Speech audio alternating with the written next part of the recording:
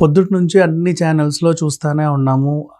అఘోరి ఘోరాలు అని చెప్పేసి చేతబడులు చేసి అమ్మాయిల్ని ఎత్తుకెళ్తుంది అండ్ వాళ్ళని మీద వశీకరణ చేస్తుంది, లబోదిబోం అంటూ చాలామంది బాధితులు వస్తున్నారు అనే వార్తలు అయితే చదివాం.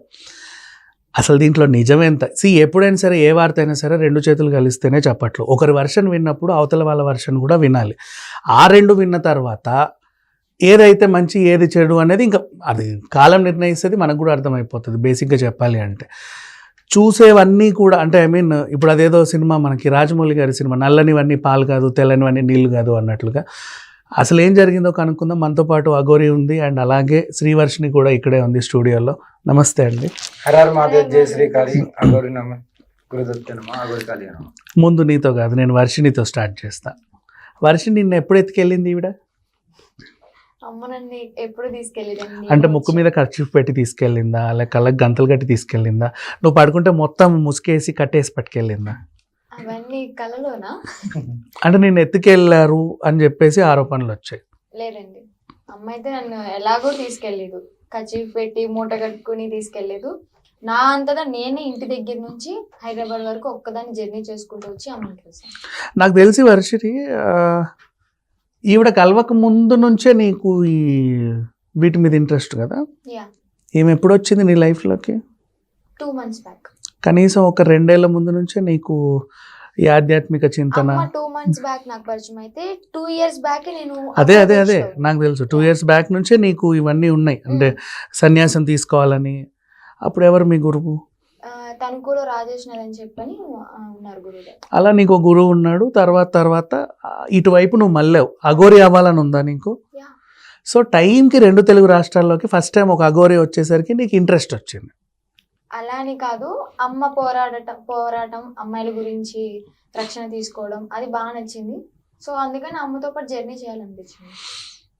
Okay, fine. సో నీ ఇష్టపూర్వకంగానే మీరు ఇద్దరు కలిసి ఉన్నారు తప్ప ఇదేం లేదు.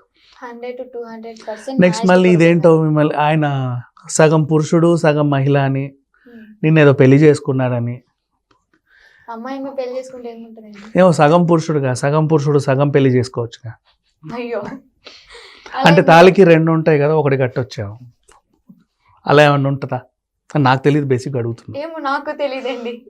ఓకే, ఇక మన సంగతి ఏంటి? వివాదాలన్నీ ఎప్పుడు?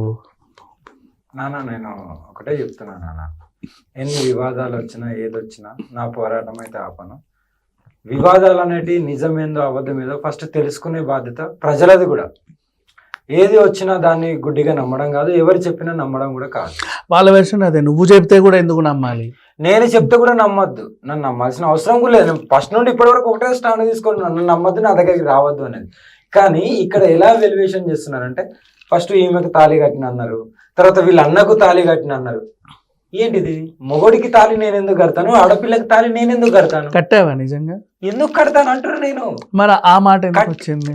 ఏమో అదే అంటున్నా కదా, ఏదో ఒకటి ఉండాలిగా చెప్పడానికి. ఏం స్టాండ్ ఏం తీసుకుంటారు మరి? పోనీ కట్టినా నువ్వు చెప్పట్లా, కట్టించుకున్న అమ్మాయి నువ్వు కట్టించుకున్నావా? కట్టించుకుంటేనే కదండి చెప్పేది, నాకెక్కడ కట్టారు అమ్మ? ఓకే, అంటే మీ ఇద్దరి మధ్యలో ఉన్న బంధం ఏంటి బేసికలీ? ఇప్పుడైతే గురువు శిష్యు, తల్లి కూతురు. తల్లి కూతురు బంధం అంటే ఇంక అంతకు మించి ఇంకా ఎవరు మాట్లాడాల్సిన అవసరం లేదు చెప్పాలి అంటే. గురు శిష్యులు అవి ఇవి అన్నా కూడా చాలా మంది ఏదో ఒక కూర కబుర్లు చెప్తారు. తల్లి కూతురు సంబంధం అన్న తర్వాత కూడా ఇంకా మాట్లాడడానికి ఏం లేదు, నాకైతే క్వశ్చన్స్ ఏం లేవు. సో సరే, ఇక్కడ తల్లి కూతురు వదిలేసే, ఆ అబ్బాయితో నీకేదో శారీరక సంబంధం ఉందని నువ్వు అంటే ఇక్కడ హాఫ్ అబ్బాయిలా పెళ్లి చేసుకున్నావు కదా, అటు హాఫ్ అమ్మాయిలా అటు పెళ్లి చేసుకున్నావని కూడా ఒక వార్త. నేను దీనికి చాలా క్లారిటీ ఇస్తానన్నా.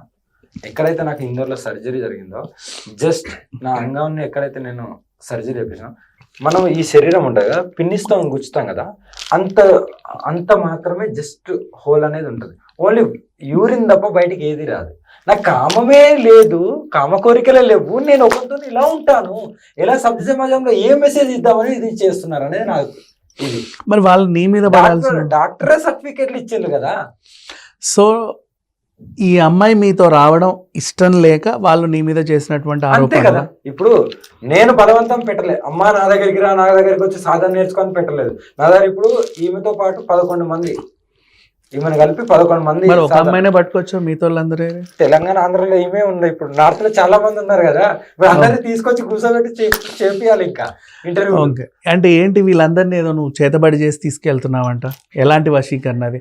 అంటే ఇలా నువ్వు నాతో వస్తున్నావు వస్తున్నావు వస్తున్నావు అందరినీ వదిలేస్తున్నావు. చేతబడి ఎవరైతే అంటున్నారో, నేను దొంగచాటున కొట్టడం, దొంగచాటులో పూజలు ఉన్నాయి, నేను కెమెరా పెట్టి పోలీసు వాళ్ళని పెట్టి మీడియా వాళ్ళని పెట్టి అందరిని పెట్టి డైరెక్ట్ చేసి నాశనం చేసే రకం నేను. కొడితే డైరెక్ట్ కొడతా అని చెప్తా, కొట్టలేదంటే కొట్టలేదు, నేను కొట్టలేదు, నా వల్ల కాదు. అమ్మో, అంటే అట్లా నాశనం చేయడం కూడా వచ్చా? అన్ని కూడా వచ్చు, ఓపెన్ గా చెప్తాను. నేను ఏదైనా ఓపెన్ బుక్, నేను ఇది పోతా అంటే పోయి చూపిస్తా కదా, అలాగే నేను కూడా అంతే, నాకు వచ్చు. కానీ నేను బ్యాడ్ గా ఎప్పుడు కాదు, ఓవర్ నైట్ లో నేను అక్కడ తెల్లారితే ఈ టైంలో అక్కడ ఉంటా అని చెప్పి రాష్ట్రం దాటి ఎట్టబోతావు? అది అది అది భగవంతునికి తెలవాలి. కానీ అంటే చెప్తున్నా మాకు కూడా చెప్పు. అది అంటే ఇప్పుడు ఉన్నావు, తెల్లారితే గుజరాత్ అంటావు, ఆ తెల్లారితే ఇంకో దగ్గర అంటావు, ఆ తెల్లారితే ఇంకో దగ్గర, గబ గబ గబ గబ గబ ఎలా వెళ్ళిపోతావు? ఫ్లైట్స్ కూడా పోవంత అంత పరమేశ్వరుడు. ఓకే, సో ఇప్పుడు నీకు ఎలా ఉంది ఇప్పుడు వీళ్ళతో? నేను నమ్మితే హ్యాపీగా ఉన్నాను, మంచిగా సాధన నీకు నేర్పిస్తాను. వీరితోనే ఉండాలని ఎందుకు అనిపించింది? ఏమో, మనిషి మనసు అన్న ఒక్కొక్క చోట ఉండదు కదా, ఇప్పుడు ఒకలా ఉండదు కదా. అలాగే నా మనసు కూడా అమ్మ వైపు మళ్ళింది.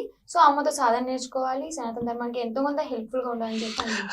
లైక్ సనాతన ధర్మానికి ఏం చేయాలనుకుంటున్నావు? ఇప్పుడు అమ్మ టెంపుల్స్ గురించి ఎలా అయితే పోరాడుతున్నారు, సో అమ్మ వెనకమాల ఎంతో కొంత నేను కూడా హెల్ప్ఫుల్. ఆవిడ కంటే ముందే 2 ఏళ్ల క్రితం వచ్చావు కదా, ఇప్పుడు ఆవిడ వెనకాల ఉండాలని ఎందుకు అనుకుంటున్నావు? ఎందుకంటే అక్కడ నాకేం నేర్పించలేదు, ఎలా ఏంటి అనేది చెప్పలేదు. సో అమ్మ వీడియోస్ చూసిన తర్వాత కొంచెం ఇన్స్పైర్ అయ్యాను, అందుకని అలా అనిపించి అలా గురు టు గురు మారొచ్చా? పర్లేదా? మారచ్చు, వాళ్ళు ఏం ఫీల్ అవ్వరా? అలా ఏముండదు. ఆ పరంపర నుంచి బయటకు వచ్చేసిందని చెప్పేసి వచ్చేయచ్చు.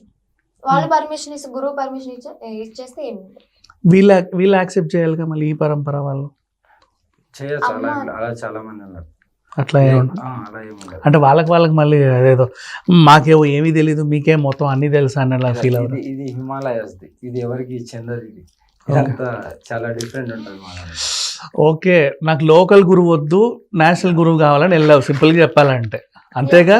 అలాగే అని ఈవిడ డైరెక్ట్ అక్కడ నుంచి వచ్చింది, అక్కడ నుంచి వచ్చిందని చెప్పినందుకు, అంతే కదా? అంతే.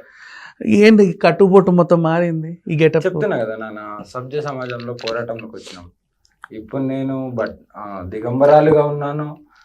దిగంబరాలుగా ఎక్కడ నేను సాధన శ్మశానంలో కానీ లేకుంటే ఎక్కడికి వెళ్ళి ఏ సాధనలో ఎలా ఉండాలో అలా ఉంటున్నాను. బయటకు వచ్చినప్పుడు ఇక కొంతమంది ఇరిగేషన్ చేశారు, వాళ్ళ గురించి కాదు, బట్ నన్ను నమ్ముకున్న వాళ్ళు, నా దగ్గరికి వచ్చే, నన్ను నమ్ముకొని కష్టంతో వచ్చే వాళ్ళకు కూడా మనం కొద్దిగా ఒక రకంగా అని నేను అమ్మవారి రూపం కాబట్టి అమ్మవారి రూపంలో నేను కనిపిస్తున్నాను. సో అమ్మవారి రూపం, అమ్మవారి అందరు కోరుకున్నది బట్టలు వేయండి అని ఎగిరారు కదా, వేసినాం. ఇప్పుడు మళ్ళీ ఏదో పట్టుకొని వచ్చారు. ఇక్కడ మారుతుంది నాన్న సొసైటీ, మారదు. ఒకటి కాకపోతే ఇంకోటి అంటారు. సో ఒకరి కోసం మారావు మరి? ఒకరి కోసం మారలే, నేను నన్ను నమ్ముకున్న భక్తుల గురించి నా గురువు ఆజ్ఞతో నేను డ్రెస్ వేయడం జరిగింది. నాకు ఇప్పుడు అడిగితే నేను ఇప్పుడు తీసేస్తాను, నన్ను ఎవడు అడుగుతాడు?